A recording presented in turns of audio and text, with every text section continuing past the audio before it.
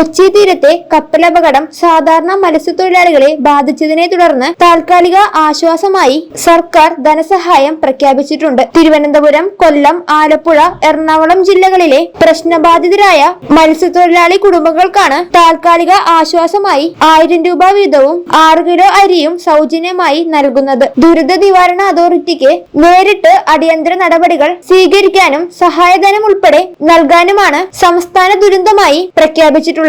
അപകടം മത്സ്യത്തൊഴിലാളികളെ കാര്യമായി ബാധിച്ചിട്ടുണ്ടെന്നും മുഖ്യമന്ത്രി പറഞ്ഞു. കപ്പൽ കിടക്കുന്നതിന്റെ 20 നോട്ടിക്കൽ മൈൽ ചുറ്റളവിൽ മീൻപിടിക്കൽ പാടില്ല എന്നും ഷിപ്പിംഗ് ഡയറക്ടർ ജനറൽ അറിയിച്ചിട്ടുണ്ട്. കപ്പലിലെ എണ്ണ നീക്കിയതിനു ശേഷമോ പ്രദേശം പ്രത്യേകം അടയാളപ്പെടുത്തിയ ശേഷമോ മാത്രമേ മീൻപിടുത്തം പാടുള്ളൂ. മത്സ്യം കഴിക്കാതിരിക്കാനുള്ള സാഹചര്യമില്ല എന്നും മുഖ്യമന്ത്രി പറഞ്ഞു. ഇക്കാര്യത്തിൽ സർക്കാർ പരിശോധനകൾ നടത്തിക്കൊണ്ടിരിക്കുകയാണ്. അപകടം മൂലം മത്സ്യത്തൊഴിലാളികൾക്കുണ്ടായ നഷ്ടം ചെറിയ തോതിലെങ്കിലും പരിഹരിക്കുന്നതിനു വേണ്ടിയാണ് ഈ സഹായം പ്രഖ്യാപിച്ചിട്ടുള്ളത്. അപകടം കാരണം ഉപജീവനം മുടങ്ങിയ മത്സ്യത്തൊഴിലാളികൾക്ക് ആശ്വാസമായിട്ടാണ് ഒരു കുടുംബത്തിന് 1000 രൂപ വീതം ധനസഹായം നൽകുന്നത്.